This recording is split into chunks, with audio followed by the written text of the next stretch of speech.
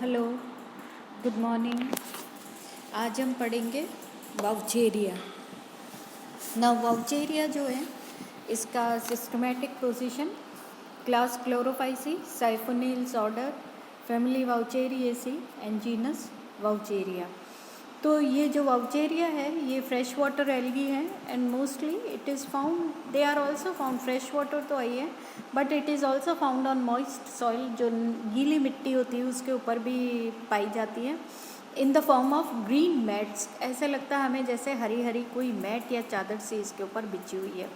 इसकी 54 स्पीशीज़ पाई गई है, इसमें से 19 species they are found in India. और इस इंडिया करीबन इसकी 6 स्पीशीज़ तो है, ज़्यादातर स्पीशीज़ तो फ्रेश वाटर होती है, कुछ करीबन 6 स्पीशीज़ इसकी मैरीन है, मतलब कि समुद्रों में पाई जाती हैं, एंड कुछ स्पीशीज़ इसकी टेरेस्ट्रियल भी होती हैं जो कि मिट्टी के ऊपर पाई जाती है। Common species of India Vaucheria geminata, Vaucheria polysperma, Vaucheria sessilis, Vaucheria amphibia etcetera. Now general structure अगर हम इसकी प्लांट बॉडी को देखें तो plant body it is thalloid in nature. Thalloid मतलब जड़ तना पत्ती में विभेदित नहीं होती, जैसे बाकी एल्गी होती है वैसे लोअर प्लांट्स होते हैं, वैसे ही इसकी प्लांट बॉडी होती है। इट इज़ स्पेरेंटली ब्रांच्ड होती है एंड जो इसकी ब्रांचेस होती हैं थैलस की वो ट्यूबुलर होती है, ट्यूब नुमा होती है। They are सिनोसिटिक। सिनोसिटिक मतलब कि इनके बीच के अंदर जो ट्यूब्स होती हैं या जो फिलामेंट्स होते हैं इनके अंदर कोई सेप्टा नहीं होता है, पूरा फिलामेंट हमें एक कॉमन दिखाई देता है। No cross walls are found. Even जो पूरे के पूरे फिलामेंट के अंदर पूरा एक वैक्यूल चलती है, वैक्यूल के चारों तरफ बाउंड्री पर उसकी पेरीफ्री के चारों ओर साइटोप्लाज्म होता है, उसके अंदर न्यूक्लियस और सारे सेल ऑर्गेनेलीज जैसे जितने भी होते हैं वो उसके अंदर एम्बेडेड होते हैं। एंड साइटोप्लाज्म और बीच के अंदर जो वैक्यूल होता है उस वैक्यूल के अंदर कहीं कहीं पर हमें cytoplasmic thin layer of cytoplasmic या कहीं कहीं हमें बीच बीच के अंदर साइटोप्लाज्मिक फिलामेंट्स की तरह दिखाई देता है, लेकिन ऐसा कुछ होता नहीं है। एक लंबी सी वैक्यूल पूरे थैलस के अंदर चलती है, central vacuole, it runs throughout the entire length of the thallus. पूरे थैलस के अंदर एक वैक्यूल चलती है, रिक्तिका चलती है। देन इसके साइटोप्लाज्म के अंदर जो न्यूमरस न्यूक्लियाई पाए जाते हैं, क्लोरोप्लास्ट पाए जाते हैं। तो जो न्यूक्लियाई होते हैं वो तो इनर फेस अंदर की तरफ होते हैं एंड क्लोरोप्लास्ट जो होते हैं वो बाहर की तरफ पाए जाते हैं। क्लोरोप्लास्ट के अंदर पायरेनोइड्स नहीं होते हैं। दे आर सर्कुलर और एलिप्टिकल इन शेप। जो क्लोरोप्लास्ट होते हैं वो एलिप्टिकल या सर्कुलर इन शेप होते हैं। जो कलरिंग पिगमेंट्स होते हैं they are generally chlorophyll a, e, beta carotene and xanthophylls पाए जाते हैं। जेंथोफिल जो है वो डोमिनेंट पिगमेंट है और इसीलिए इसके थैलस का कलर, इस एल्गी के थैलस का कलर येलो ग्रीन होता है। नाउ क्योंकि इसके अंदर xanthophyll is the dominant pigment, इसलिए रिजर्व फूड मटेरियल जो है इसके अंदर ऑयल ड्रॉपलेट्स होता है, starch is absent. Now growth of thallus it is restricted to the apices of the branches, मतलब कि जो ब्रांच का एपिकल पोर्शन होता है, जो टिप होती है, उससे पूरे थैलस की ग्रोथ जो होती है वो कंट्रोल्ड होती है। नाउ ये देखो इसके थैलस का स्ट्रक्चर देख लो, इवन जो रिप्रोडक्टिव बॉडीज़ है एंथ्रीडिया, ऊगोनिया, वो भी देखो वो सेपरेटेड है एक बाई सेप्टा से, बाकी एंटायर थैलस से। बाकी जो पूरा थैलस है उसके अंदर बीच में वैक्यूल चल रही है और वैक्यूल के बाउंड्री पर साइटोप्लाज्म पाए जा रहे हैं।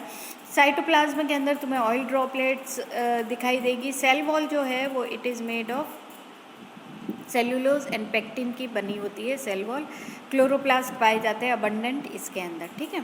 नाउ तो ये तो है इसका वेजिटेटिव स्ट्रक्चर। नाउ रिप्रोडक्शन, तो रिप्रोडक्शन जो होता है इसके अंदर vegetative, asexual and sexual reproduction होता है, लेकिन this is not a common. Vegetative reproduction जो होता है वो it is very uncommon in vaucheria, it is very rare in vaucheria. अगर होता भी है तो वेजिटेटिव रिप्रोडक्शन जैसे दूसरी एल्गी में होता है, it takes place by means of fragmentation, मतलब कि थैलस का कोई हिस्सा टूट जाता है एक्सीडेंटली और टूटने के बाद में each fragment it develops into a नया प्लांट बना देता है। Second method of reproduction is asexual, अलैंगिक जनन।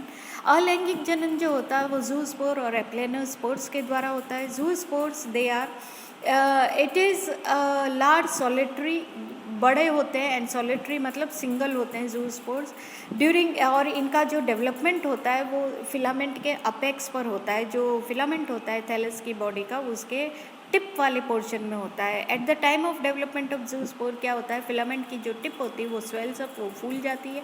इट बिकम्स क्लब शेप्ड, फूलने से क्या होएगी वो क्लब शेप दिखाई देती है। And it is separated from बाकी वाले फिलामेंट, और इस बाकी वाले फिलामेंट के पोर्शन से ये एक सेप्टम डेवलप हो जाता है, जिससे ये फूला हुआ पोर्शन बाकी वाले थैलस से अलग हो जाता है। ये जो क्लब शेप गोल गोल फूला हुआ स्ट्रक्चर बनता है इसको बोलते हैं ज़ूस्पोरेंजियम। इस ज़ूस्पोरेंजियम के अंदर खूब सारे न्यूक्लियाई, क्लोरोप्लास्ट और साइटोप्लाज्म इसके अंदर मूव हो जाते हैं, इसके अंदर चले जाते हैं जब ये फूलता है स्ट्रक्चर, और उसके बाद में सेप्टम डेवलप होता है। और ये its protoplasmic contents they become rounded off forming a single zoospore, और ये स्ट्रक्चर जो बाद में बन जाता है इसको बोलते हैं ज़ूस्पोर। फिर इस ज़ूस्पोर के टर्मिनल, इसके टिप के ऊपर, इसके टर्मिनल पोजीशन पे एक एपर्चर, एक ओपनिंग जैसा स्ट्रक्चर बन जाता है due to gelatinization of the wall. Wall की जेलेटिनाइजेशन हो जाता है। जेलेटिनाइजेशन मतलब उस जगह से एक जो इसका टर्मिनल पोर्शन होता है ज़ूस्पोर का, ज़ूस्पोरेंजियम का, उसके टर्मिनल पोर्शन पर वॉल जो होती है, जो सेल वॉल जो होती है वो जेलेटिनाइज हो जाती है। एंड उसके कारण क्या होता है कि ये इसके जेलेटिनाइजेशन होने के कारण क्या होएगा, वो पोर्शन, जेलेटिन क्या होता है, पानी को एब्जॉर्ब करता है, पानी को एब्जॉर्ब करने से फूलेगा एंड वो फट जाता है वहाँ से। तो ज़ूस्पोर्स एक ओपनिंग लाइक स्ट्रक्चर बन जाता है, और zoospores they are liberated through this aperture, generally in morning hour, सवेरे के समय में बाहर निकल जाते हैं। नाउ ईच ज़ूस्पोर, हर एक zoospore is large yellow green oval structure. Yellow होता है, बड़ा होता है, येलोइश ग्रीन कलर का होता है, बड़ा होता है, ओवल स्ट्रक्चर होता है। इसके अंदर सेंट्रल वैक्यूल होती है जिसके अंदर सेल सेप पाए जाते हैं। एंड सेवरल साइटोप्लाज्मिक स्ट्रैंड्स भी इसके सेल सेप में, इसकी रिक्तिका के अंदर पाए जाते हैं। प्रोटोप्लाज्म जो होता है वो वैक्यूल के चारों ओर होता है। इस प्रोटोप्लाज्म के अंदर बहुत सारे न्यूक्लियाई पाए जाते हैं। न्यूक्लियाई जो होते हैं they are arrange towards the wall, and जो क्रोमेटोफोर्स होते हैं they are arrange towards the vacuole, वो रिक्तिका के चारों ओर अरेंज होते हैं। देन दो फ्लैजिला हर एक ज़ूस्पोर में से निकलते हैं। ये जो फ्लैजिला जो होते हैं ज़ूस्पोर, और इस तरह से two flagella arise opposite to each nucleus. एक ज़ूस्पोर के अंदर जितने भी न्यूक्लियाई होते हैं, हर न्यूक्लियाई के अपोजिट दो फ्लैजिला निकलते हैं। तो इसलिए इस तरह का एक हमें मल्टीफ्लैजिलेट स्ट्रक्चर डेवलप हो जाता है, और इस प्रकार के ज़ूस्पोर को कंपाउंड ज़ूस्पोर कहते हैं।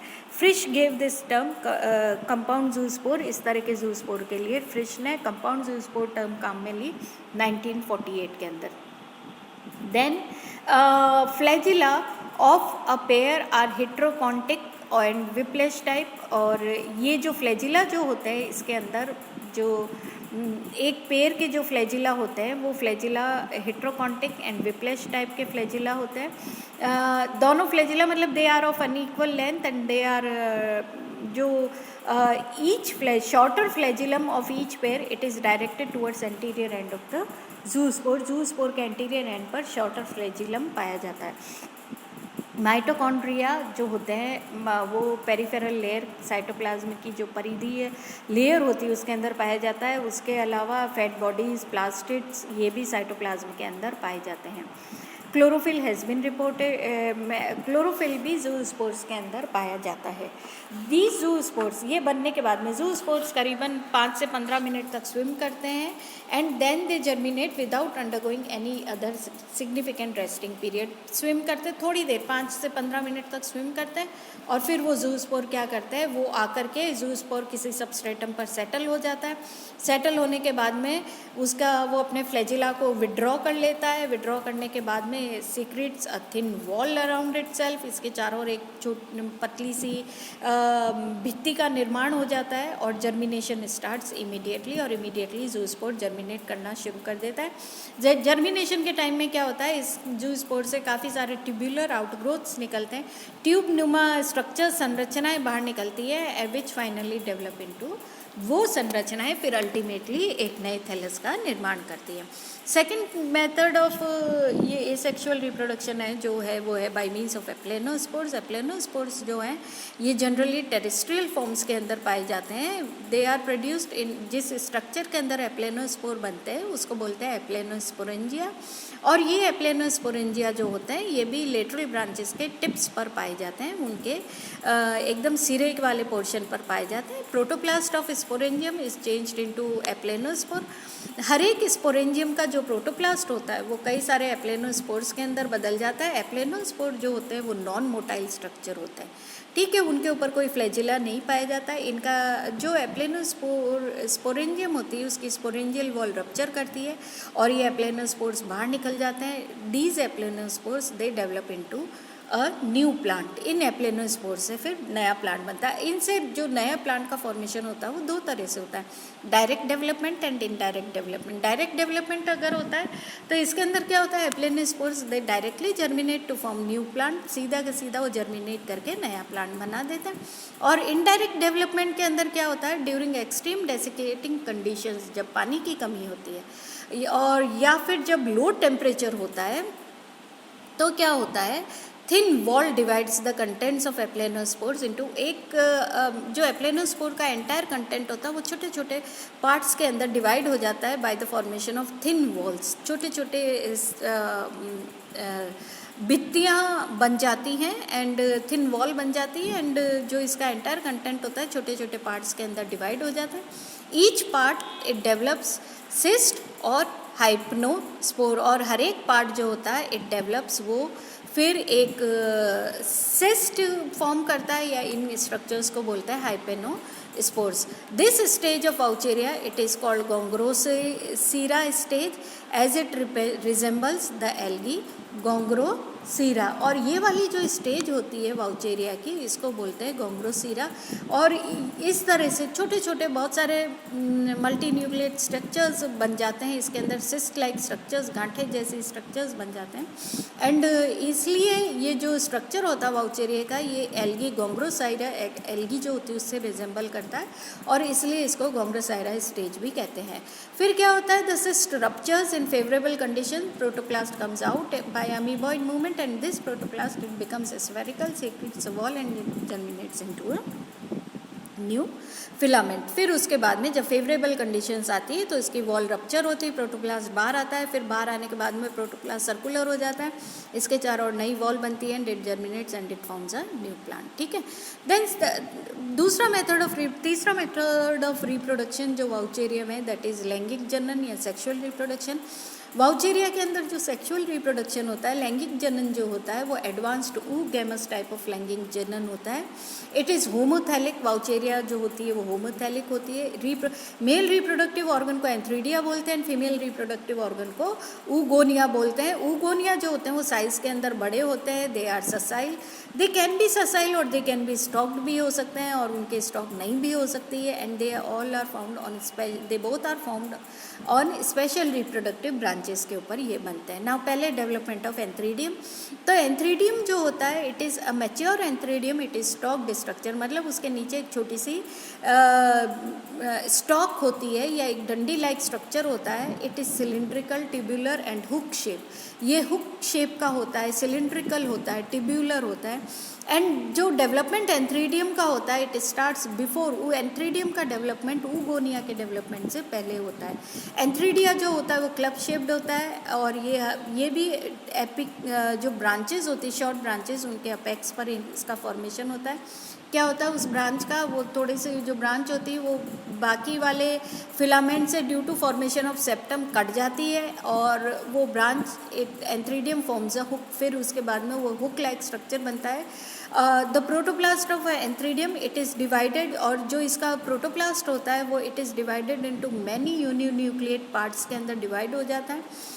Each part develops two lateral flagella and becomes antherozoid. हर एक पार्ट, हर एक न्यूक्लियस के चारों ओर एक वॉल फॉर्मेशन हो जाता है। इस तरह से multi nucleate structure, multi cellular multi nucleate structure बन जाता है। हर सेल के ऊपर या ईच पार्ट के ऊपर 2 लेटरल फ्लैजिला का फॉर्मेशन होता है और हर एक part it forms an antherozoid. The flagella जो होते हैं they are of unequal size, वो बराबर साइज़ के नहीं होते, वो अनइक्वल होते हैं। They are laterally inserted and pointed in opposite direction. जो वो लेटरल इंसर्टेड होते हैं और अपोजिट डायरेक्शंस में पॉइंटेड होते हैं। एक दिशा में होता है, दूसरा दूसरी दिशा में उनका मुंह होता है। Apical pore is developed at the tip of, फिर जब ये एंथ्रेजॉइड्स बन जाते हैं तब ये एंथ्रीडिया के टिप पर एक पोर बनता है और उस पोर के थ्रू क्या होता है, ये एंथ्रेजॉइड्स बाहर निकलते हैं।